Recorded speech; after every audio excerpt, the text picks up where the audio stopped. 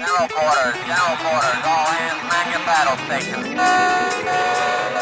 Broadcasting live on WNN 1470 AM, 95.3 FM, iHeartRadio, and the World Wide Web. This is Make America Think Again with your Google Blacklisted host, Tom Trento. Danger, Will Robinson. Danger. No, Will Robinson. Danger. All right, it's 2020.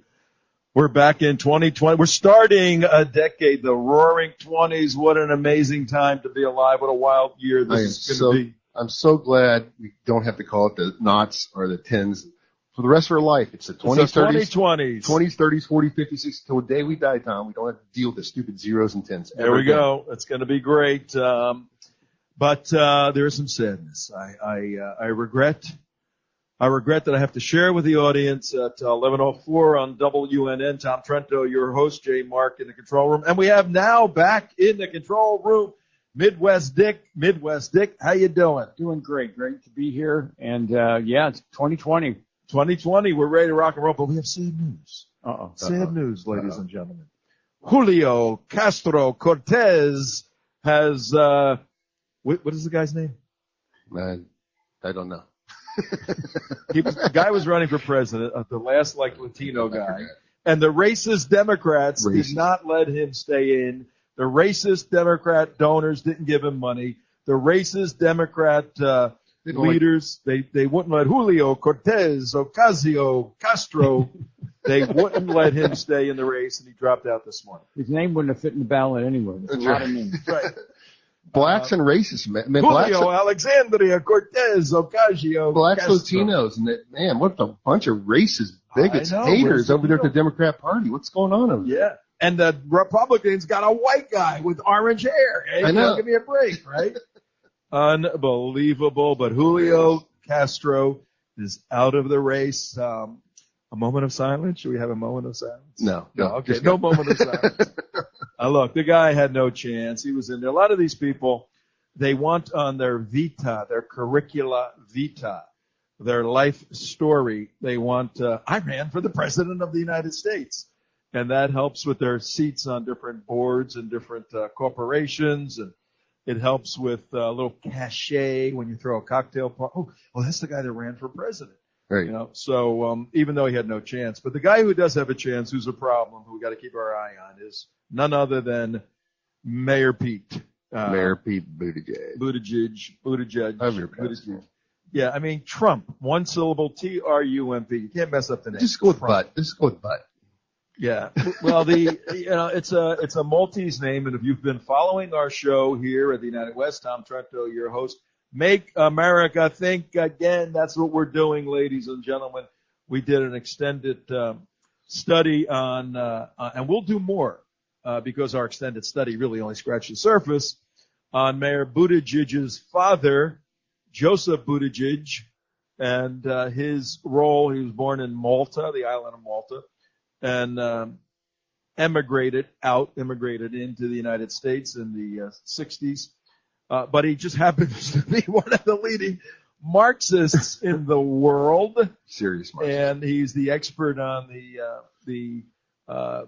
founder of communism in Italy, turn of the century, Antonio Gramsci. Yeah. Right, of course, Gramsci.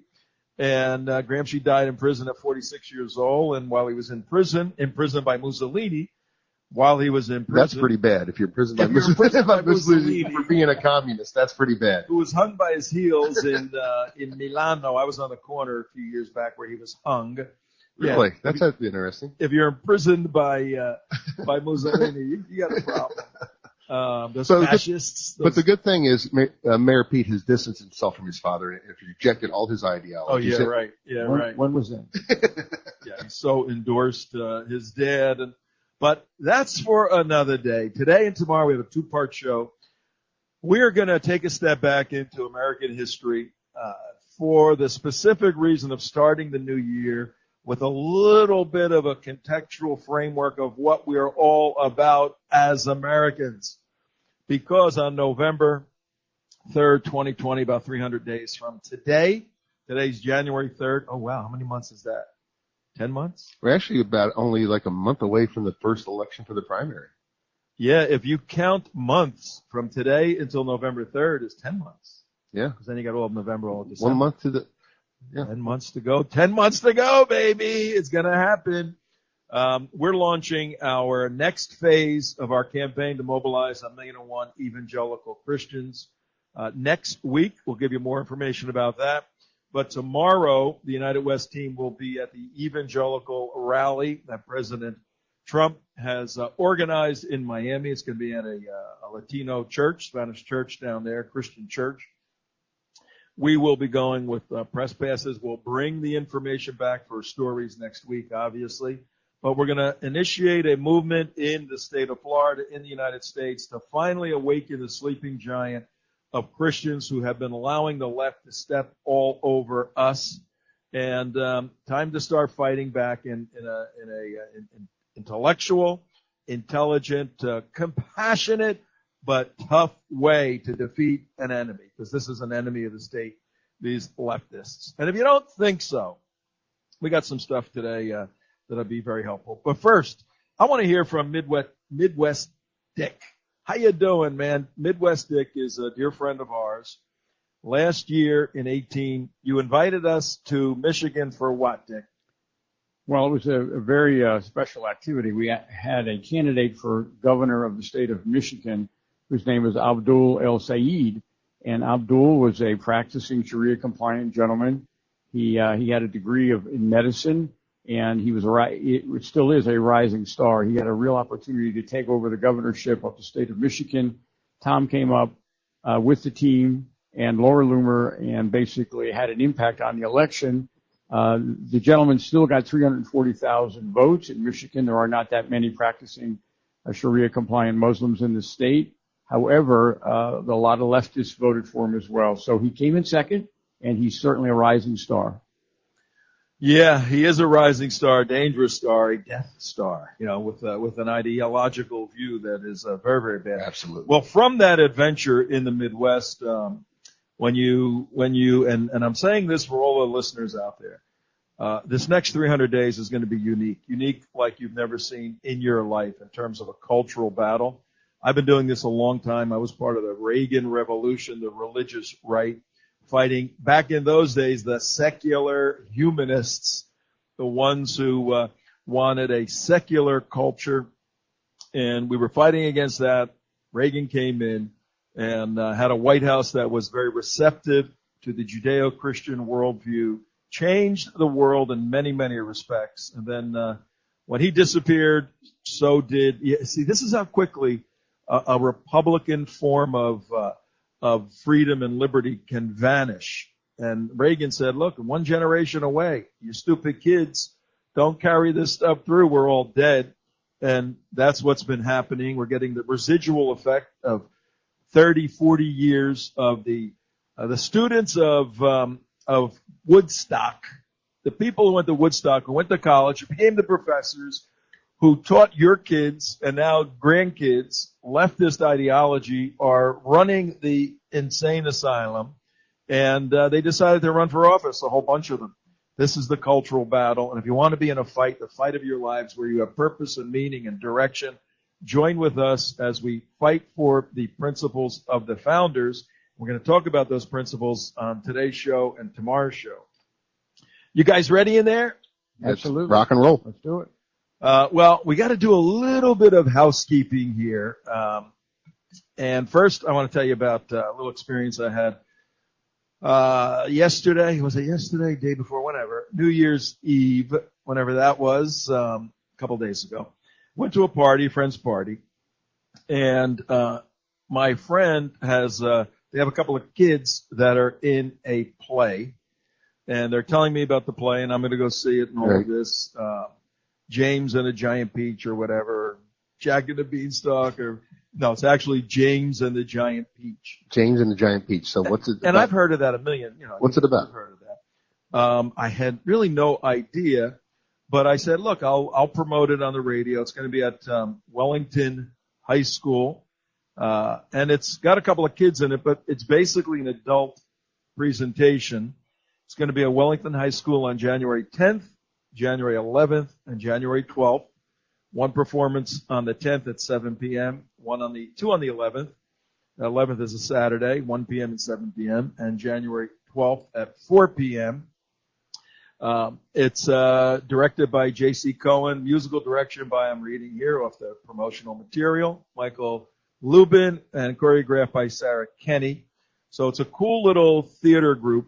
I've seen them. And tickets are $25. If you want more information, I'm going to tell you a little bit about the story, too. You can call in Palm Beach, area code 561-723-6154. 561-723-6154. If you can't remember that or you're driving, go to our website, theunitedwest.org, and contact me, Tom at theunitedwest.org. I'll get you more information. And also, we'll have the rebroadcast up on our. Yes, we'll show the play. I don't think we'll do that. No. I mean, we'll have our show. Oh, the radio show. So if you forget the number, whatever. So. But I did a little research into James and the Giant Peach. It's a bizarre. Really? It's a bizarre story. The title sounds pretty bizarre on its own. Yeah, dude. Midwest Dick, you ever hear of James and the Giant Peach? I've heard the title. I have no idea what it's about, so I'm curious. It's about a little kid who grows a giant peach and eats it, and out of it come crazy animals, centipedes and frogs and all these different things, and it leads him on an adventure of an exciting adventure. It's a thriller for little kids. Sounds like fun. Yeah, well, it's I'll give you a little overview of what it's about. And so it's like a Stephen King novel. It is. It's like a Stephen King novel, but for little kids, but really interesting because there's a tremendous amount of symbolism in it. That's the main thing. And basically, this little kid, James Henry Trotter, he's an orphan, and his parents died, and they were eaten by a rhinoceros. Right. So his parents were eaten by. Of course, it happens every day. And now, what do you do when you're an orphan? You grow a peach. You have to go to your crazy aunts, and his aunts, domineering aunts, were Spiker and Sponge. But James always had a vision of going to New York City to visit the Empire State Building, which his parents wanted to do. But he was rescued one day from his crazy aunts by a spider. Now follow me. And he meets this old mysterious guy who gives him magical crocodile tongues. Okay. This is pretty cool. It's a classic from 1961 by Roald Dahl. Oh, this is from 1961? This is from 1961, yeah. Wow. And someone was tripping on some acid. Yeah, I know. That's respect. James drops the crocodile tongues near an old peach tree. The peach tree grows into this gigantic peach, and as a result, the ants exploit the giant peach as some sort of tourist attraction. Well, at night, James, I'm not giving too much away here, but James picks up the litter. He enters the peach's interior through a large hole, and as he starts to eat it, then he befriends a group of human-sized anthropomorphic insects. Of course. I think there was a little dancing about it. Mr. Grasshopper, Mr. Centipede, Miss Spider, Mr. Earthworm, Mrs. Ladybug, and Glowworm. Okay. And then the adventure begins. Oh, now the adventure begins? Yes. And I'm not going to tell you what happens because it's just too cool. So what's the overall, is there overall moral arching theme of the play or? Yeah, basically it's a magic peach that's a lot of fun and exciting to watch grow in James's backyard. It's going to be good to see how they do it in the theater. Yeah. But he was raised by very loving and nurturing parents, and then they died, and he went with evil people. So the story is his transformation, his progress from loving, nurturing parents, abandoned, and then he meets these friends, and then he goes on the adventures and has some life lessons. Okay. So very, very good story for kids and for adults, timeless. So if you want to go, the 10th, 11th, and 12th, Wellington High School, contact me, Tom Trento, for more information. I'm going. I'm going to go see I'm going to see this. Going to be pretty cool. Should be fun. Yeah, should be good. Now, from James and Giant Peach to, I don't want to go right to that. That next story is a little, let's go to this one right here. Picking up from last week, and it's 11:18. Your host, Tom Trento, the United West. You know all about us. We fight evil. But for the next 300 days, 10 months from today, we're going to mobilize evangelical Christians to vote intelligently in this country. That's critically important.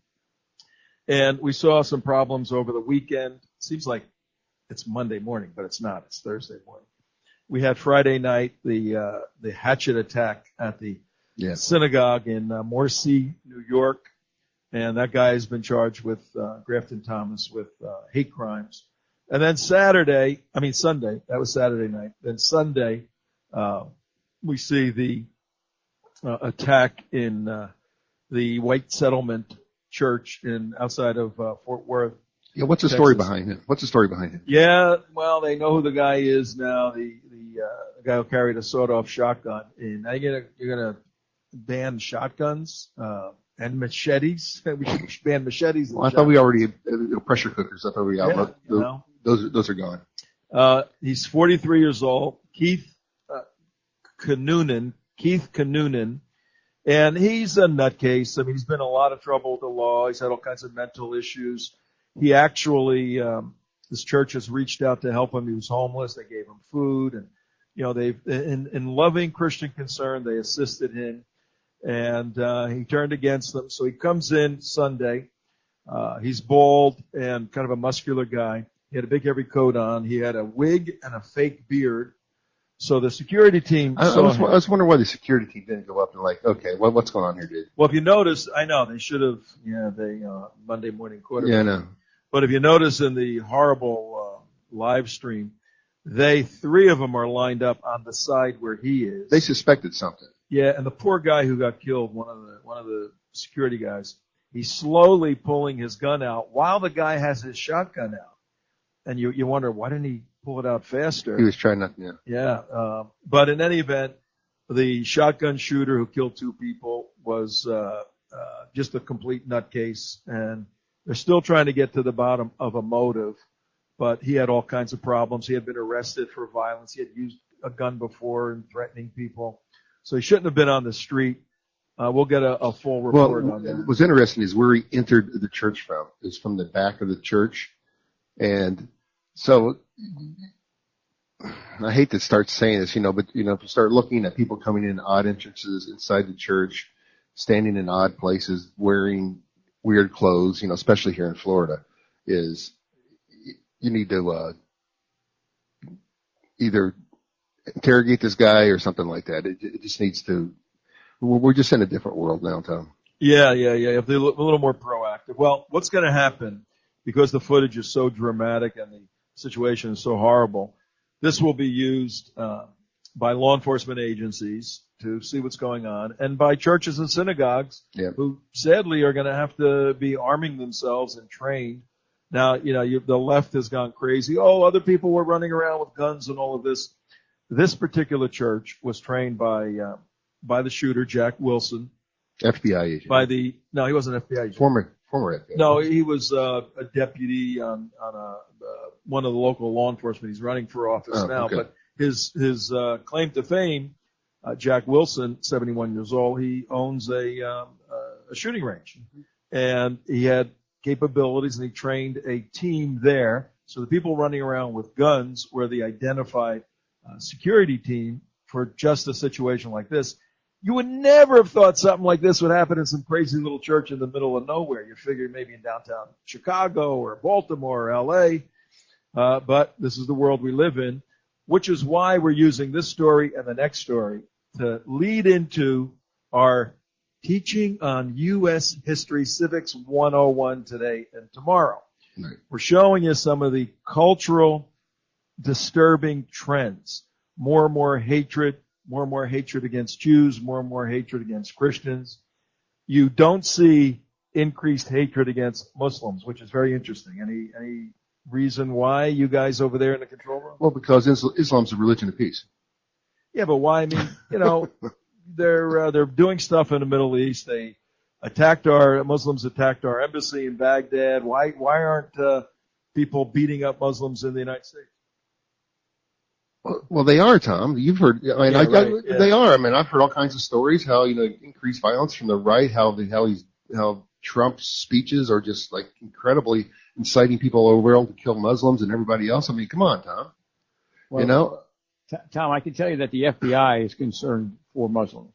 I've been in meetings specifically, so the numbers don't support the notion that there is increased crime against Muslims, but I have physically been in rooms with the U.S. Attorney and the head of the FBI in Michigan, absolutely concerned that Muslims are under attack and that the biggest threat to Muslims is white supremacy. Yep. And they've actually put on, while we were there, active shooter training for the mosques.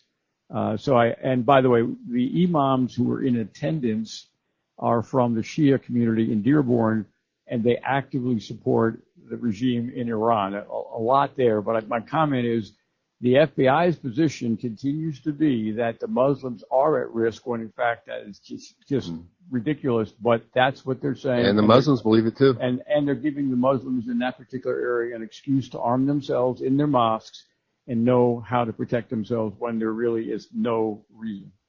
Yeah, the FBI statistics year after year show that the increases against the Jewish community and the Christian community, the Muslim community, the hatred and attacks are going down.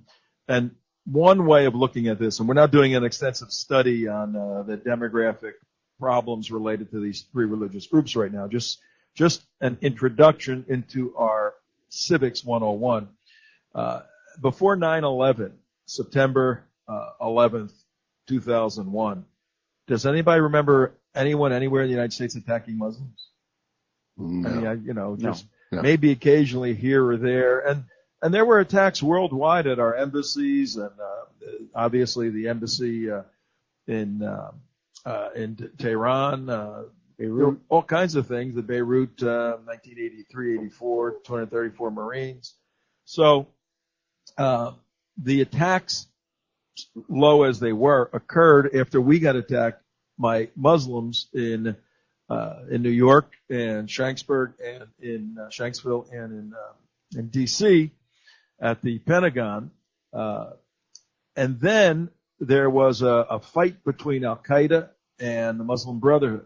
The Brotherhood did not want to accelerate kinetic attacks in the U.S., knowing that Americans will fight back and it'll not work politically. The Brotherhood tries to win politically. But there were initial, if you remember, in the first few years, there were the shoe bombing deal, the Times Square attack, ours in Garland and San Diego and Orlando. They're decreasing because the Muslim community has learned that they can infiltrate the political structures of the United States and be more effective destroying the country, by their own words, from within. Hello, Rashida Tlaib and Ilhan Omar. The slow jihad. Yeah. And they're winning. And they're winning.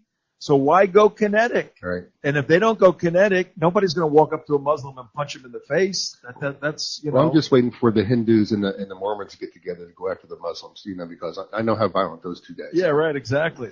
So you see a decrease in any aggressive activity toward Muslims because they have approached a Western way of interfacing in Western culture with the long road, the long journey to transforming it from within. And Midwest Dick, they formed up with who? Who are the Brotherhood working with now to transform America into a utopian country?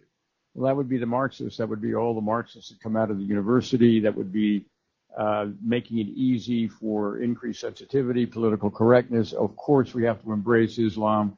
Multiculturalism is the weapon of choice. They weaponize multiculturalism, and it works, and they're winning. And Mark, let's say this new cabal of red and green, the Muslims and the Mohammedans and the Marxists, are victorious, and the Republican Party in 20 years is non-existent because of the demographic onslaught, and the left, the Marxists, the Muslims have their people in. They got a president. They control the House and the Senate. Now now there's a discussion Off with between your the heads. Mohammedans, Off with your heads. Off with your head, Tom. between the Mohammedans and the Marxists Off with their heads. as to who's going to really run the show. We've had this story in the past many times. Yes, there will be the first ones on the chopping block. You know. And right now, the story's playing out in China. The Marxists, the communist Chinese, are just slaughtering the Uyghurs because they have the mass, they have the amount. Oh, and then just for clarifications, the Uyghurs aren't these like cute little innocent little things that are just innocent. Don't no, we're innocent little no, they're actually pretty violent themselves. And so China says, okay, Marxist, Islamist, we win, we get more numbers, we chop off your heads. Yep. And now historically, the Islamic movements, the jihads, we're in the third jihad movement now, has just slaughtered whoever got in their way if they didn't listen. And a lot of communists, people who were communistic, just got slaughtered in the path of Islam.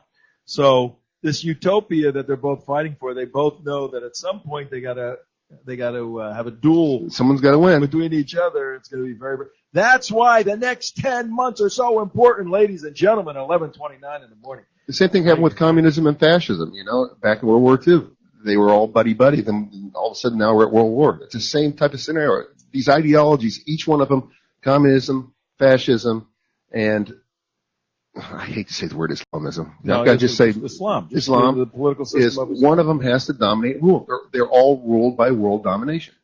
Now, if you want to hear more about this, tune in every day, 6 o'clock for Brian and Steve on WNN 1470. They're good friends of ours. They start off the day 3 hours, 6 to 9. Brian Craig, Steve Kane. Steve's the longest running show, radio show, talk show host, a legend. So tune in, and then 11 o'clock, we're here every day. Start telling your friends. We've got a lot of stuff going on. Tom Trento, you're a host.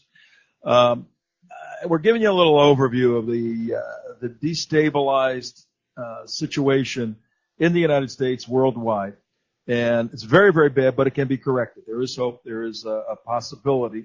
Never, never, never in the history of organized civilizations, tribal or larger, has there been a system that has done the most good for the most amount of people. No system, philosophical, political system, can provide 100% good for 100% of the people for a million reasons. So you try to get a system that helps the most amount of people, the most amount of the time. And comparatively, no system has succeeded, not just the Republican form of democracy that we have right now in the United States, because that's been employed in many countries worldwide.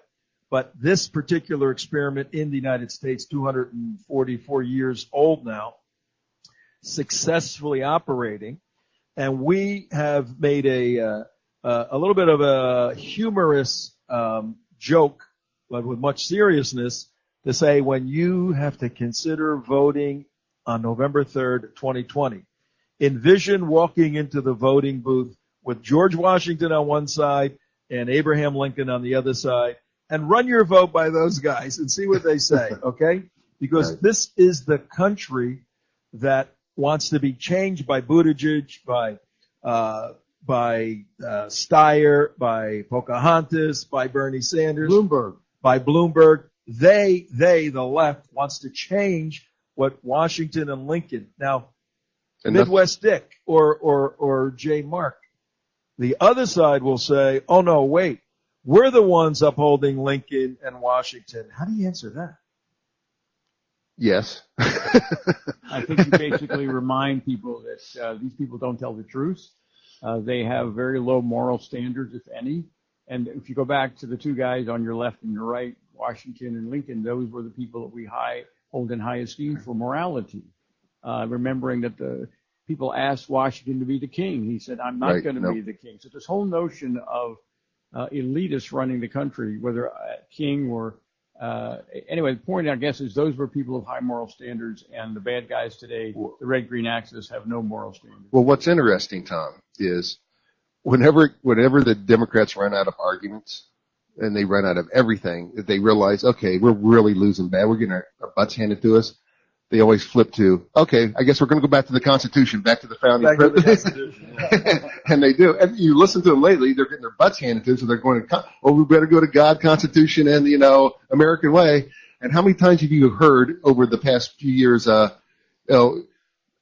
quote Benjamin Franklin, it's a republic if you can keep it. Like, seriously, Nancy? And Pelosi, when she's in trouble, she says, as a Catholic.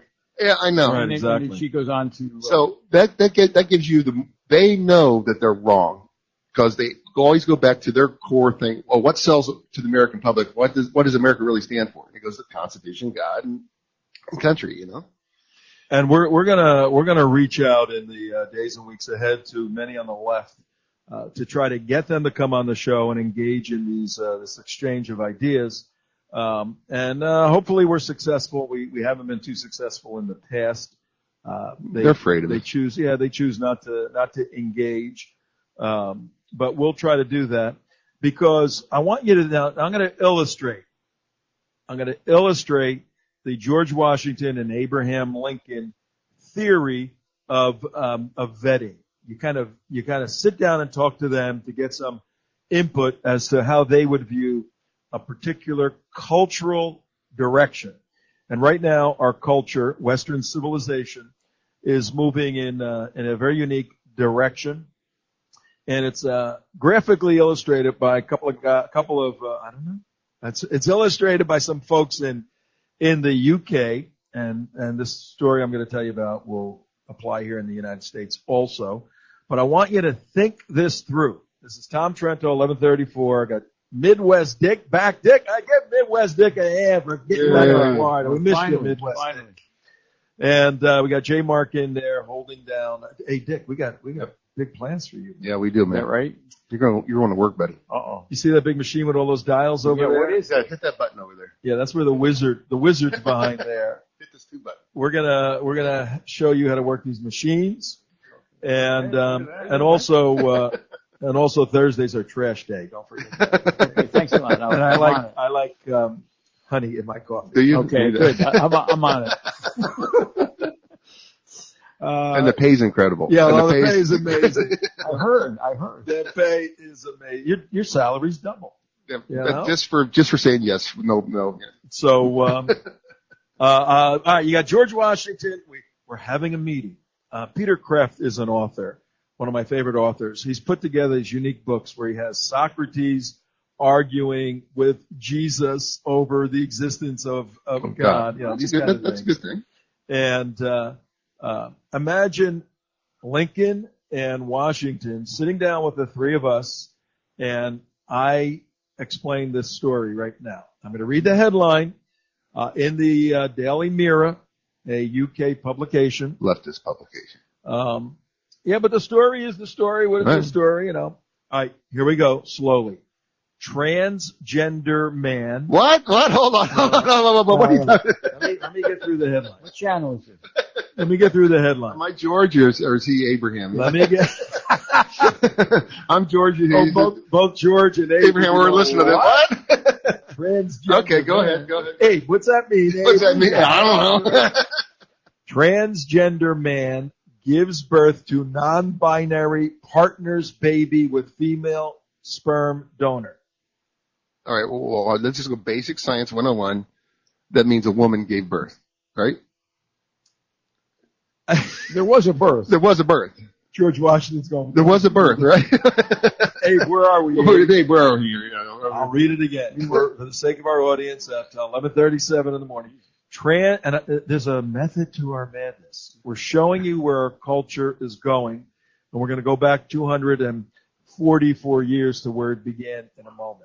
Transgender man gives birth to non-binary partner's baby with female sperm donor. All right, we should put some in the Constitution about men and women in marriage. I'm sorry, we just assumed that was correct, that everybody knew that was fact. Lincoln smacks Washington.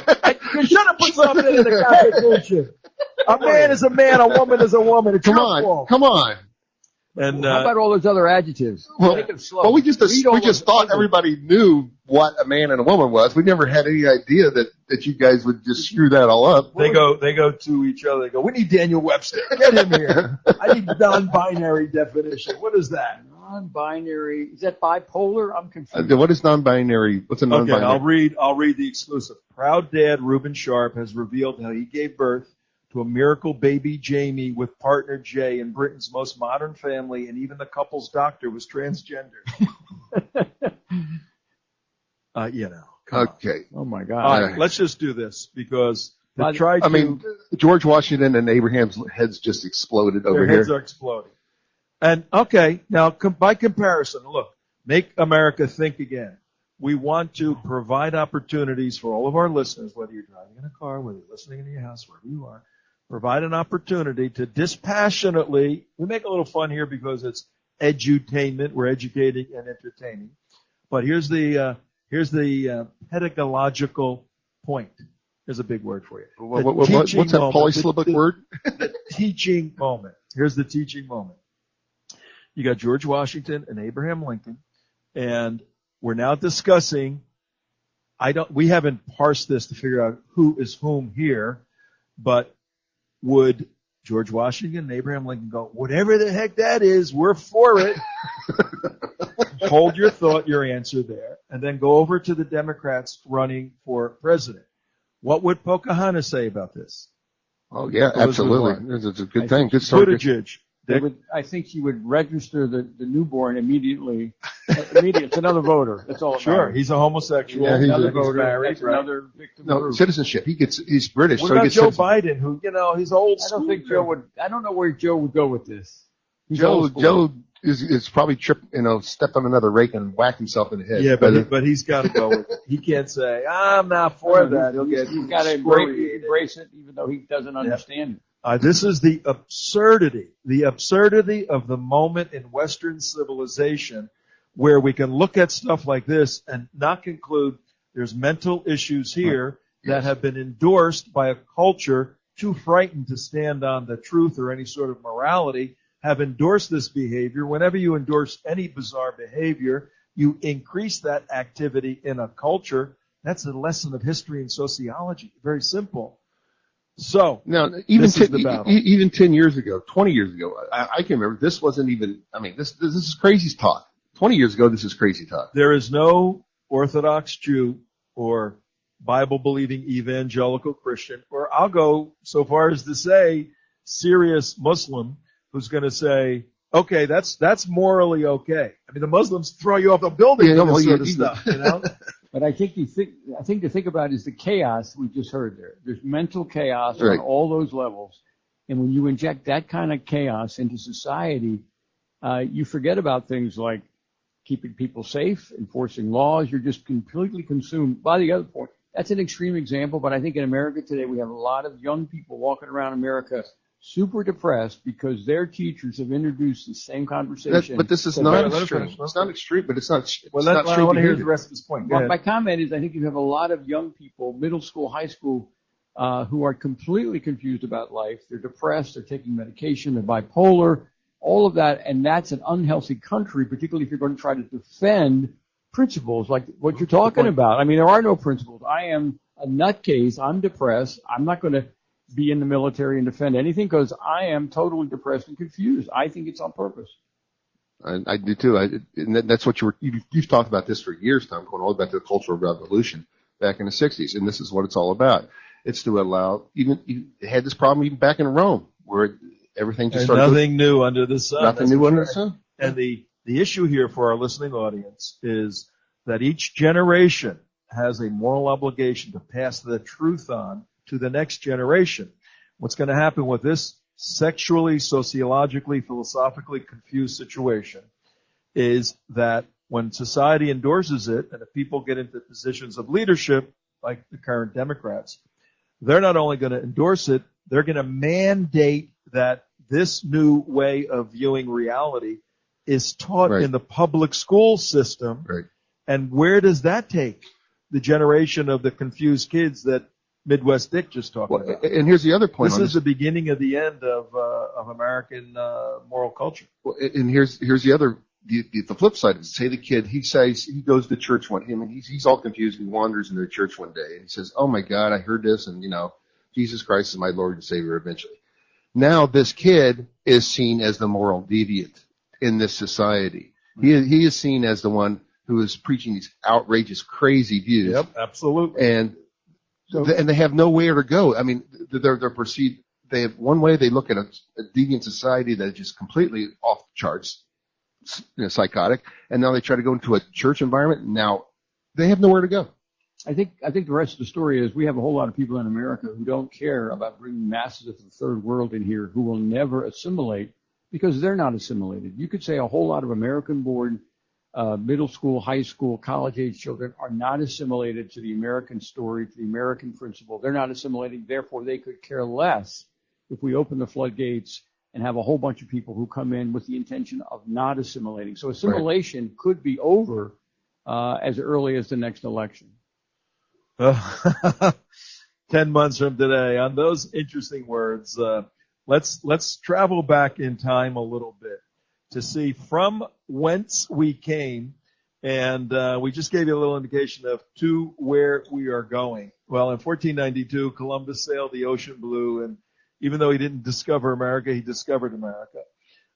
In 1585, almost 100 years later, the first colony, Roanoke Colony, is founded. It was known as the Lost Colony. Very interesting story there. Then in 1607, the Jamestown settlement is established. Now, the culture and the direction of Europe and England at this time was progressive against Christians, was aggressive toward Christians, was becoming more and more immoral. Christians wanted to get out of there and start somewhere else, start afresh. This is the beginning of the exodus out of Europe to the new land. In 1609, we did that story a while back. Out of 500 settlers in Jamestown, only about 60 survived the winter of 1609 to 1610. Then Henry Hudson explored the northeast coast of the Hudson River. I grew up by the Hudson River in New Jersey. 1614, Jamestown settler marries Pocahontas, the daughter of the Pocahontas. So John Wolfe and Pocahontas get married. Then the Dutch colony of the New Netherland is established. The Dutch were some colonists back then, that's for sure. 1619, the first African slaves arrive in Jamestown. The first representative government in Virginia, the House of Burgesses, they meet at Jamestown. 1620, what was founded in 1620? That's everybody should know that one. The Rock, the Plymouth Rock. That's where my peeps came from. That's it. Mark was on the second boat. His family, Plymouth Colony, in the Boston area by the Pilgrims.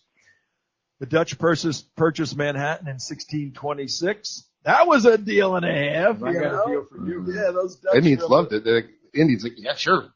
Yeah, those native Indians now, they got casinos and land. Not doing too badly. 1629, the Massachusetts Bay Colony begins. So you could start to see through 200 years so far, there's a development in the U.S. on the East Coast. 1630, the Puritans found the city of Boston. 1636, Roger Williams. Yeah, what comes happened along. there, Tom? Well, Boston. Yeah, what happened to Boston? They got a good cigar bar there in the Italian section, the North End. A good football team. Yeah. 1655, the Quakers come into New England. The province of Carolina is created. 1663. Let's see. William Penn is granted the charter for Pennsylvania in 1681. 1682, Philadelphia is founded. 1690, Spain begins to colonize Texas. What are you doing colonizing Texas, you Spaniards? And they keep them Florida, too. 1692, yes, they did. They founded St. Augustine. 1692, the Salem witch trials begin in Massachusetts. Guess how many people were executed for witchcraft in all those years? 2. No, a few more. 20. 20? Yeah.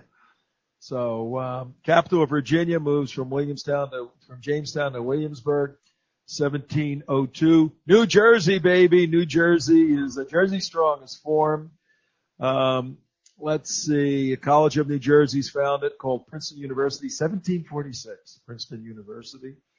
Yeah, what happened there, too? Now we get into some crazy stuff. 1754, the French and Indian War begins between the British colonists and the French. Both sides ally with different Indian tribes. So we got the French and the British fighting in America with Indians on each side. The colonists trying to line up with whomever. Now we have 13 colonies developed. The British win the French and Indian War, and they get a tremendous amount of territory, including our state of Florida. 1763. Nobody really cared about that, though. 1765, the British now say, look, we're the big guys in town. We beat the French. We beat the Indians. We're beating everybody. You colonists are starting to be a pain in our butt. We're going to start taxing you. The Stamp Act for taxing of the colonists occurs. And then at the same time, 1765, the British said, you know what? We've been fighting these wars with the French, the Indians. Our guys are tired.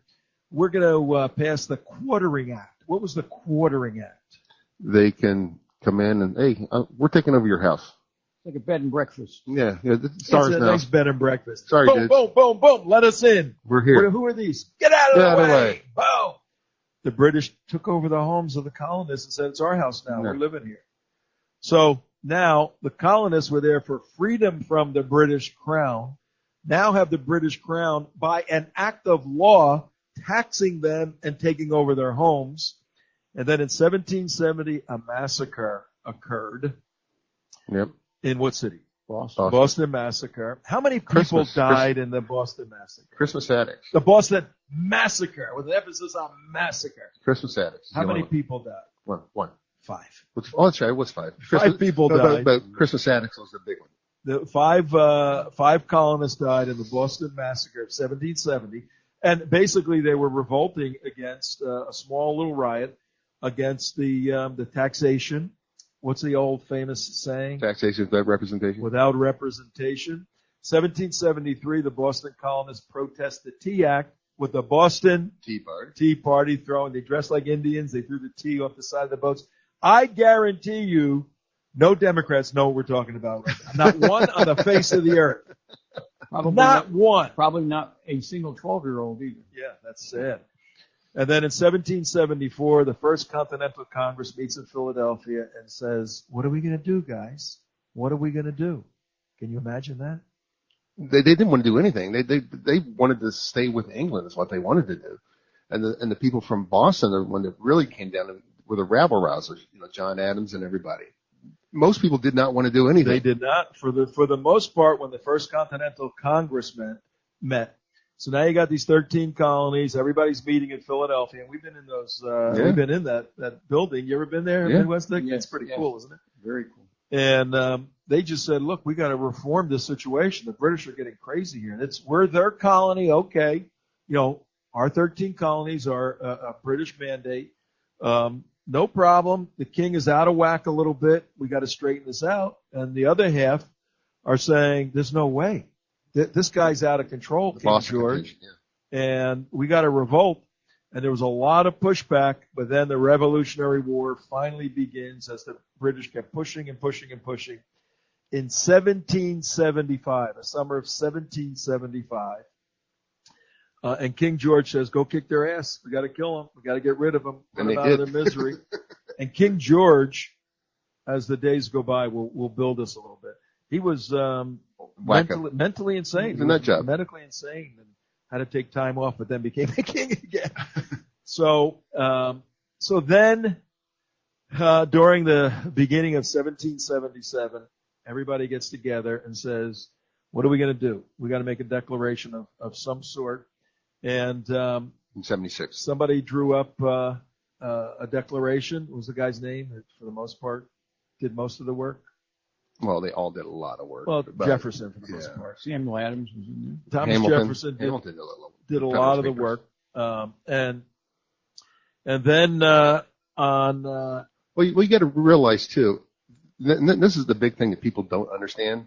They think, hey, we just, taxes, and we threw the tea in the ocean, and we all decided to go out and revolt and take on the British Crown. No, this is like No. a 10-year thing. There's the Federalist Papers written. There's Hamilton. These guys are all getting, and John Adams was actually on the British side for the longest time. And then he flipped, it'd be like Clinton flipping and going Republican. And it just like, So you had all this maturation of stuff that was happening. It wasn't just like, And Alexander Hamilton, right, who the play Hamilton is about, right. he was pro-British, and Yeah. they thought he was They were British subjects. spy. And so finally, this declaration was written and supposedly signed on July 4th. It probably wasn't. It was actually signed a bit later.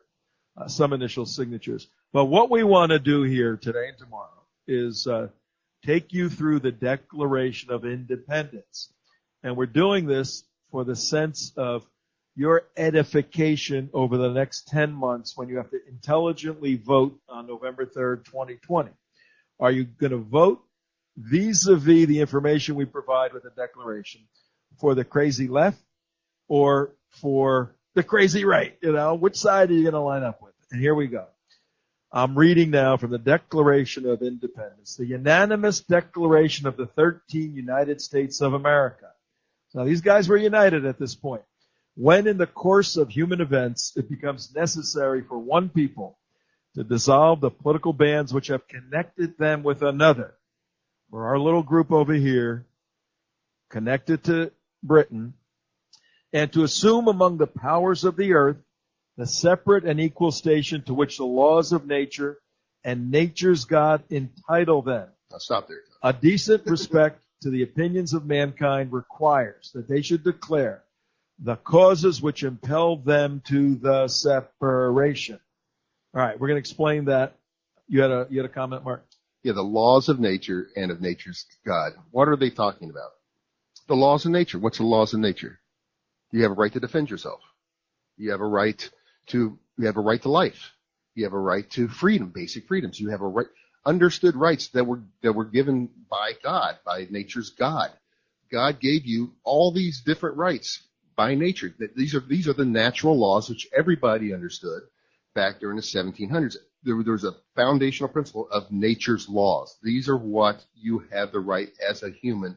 You have a right to breathe. You have a right to eat. You have a right to do these things. You have the basic right to exist. And it's very interesting how they phrase this. I'll read it again. This is the opening paragraph of the Declaration. Everything is based on this. When in the course of human events, so hey, things happen, it becomes necessary for one people to dissolve the political bands.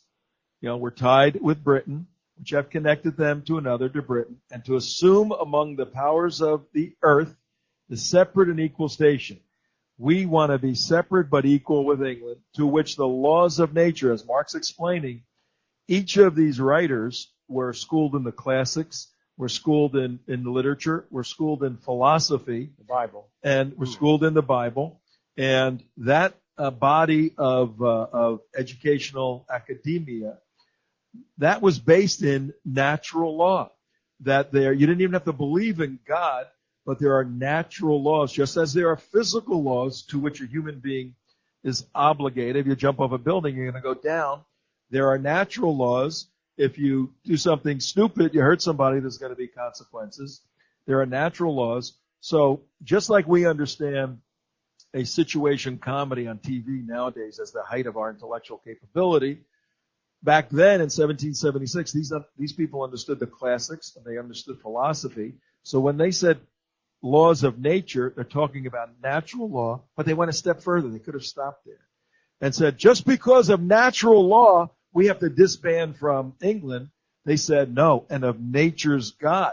They put an author to the body of natural law. Right. They gave a name to it, which in light of them leaving 300 years earlier from England, the past 300 years, they said, look, you don't have a monopoly on God by any means. We have an understanding of God and his laws of nature, and therefore, a decent respect, they go on. A nature's God entitles us a decent respect to the opinions of mankind. Well, what is everybody going to think about what we're about to do? Right. Well, we respect the opinions of mankind. Therefore, this requires that we should declare the causes which impel us to separate from England. Right. Now, the rest of this that we're going to read tomorrow is the rational basis, the legal basis, the moral basis, the sociological basis. for why the colonists made a Declaration of Independence that developed the most unique country ever in the history of mankind that could change dramatically 10 months from today. Don't miss that point. Gentlemen. I think this shows these were not thugs. These were not mobsters. These were not criminals. These were people that wanted to explain in a rational way the difficult decision that they'd made. They were not warlords. They were not people that just wanted to conquer and become powerful. They had a meaning and a concept that was very, very unique, and they could articulate it. And these were very religious men, extremely religious men, saying the very first thing they say, nature and nature's God. They're coming right out of the Bible, right out of the Ten Commandments. Is what they're saying. This is where we're going. Absolutely amazing. And look, tell your friends to tune in tomorrow. Tom Trento here, WWNN 1470, 95.3, or iHeartRadio, or go to the website, wwnnradio.com. Tell your friends tomorrow we're going to go through the Declaration of Independence step by step. You're going to be shocked. You're going to be amazed. It's actually an amazing story. It's a foundation of everything we are in America. It really is. And in the days and weeks ahead, because you're going to learn a lot here, Make America Think, we're going to actually go through the U.S. Constitution. We'll see you tomorrow.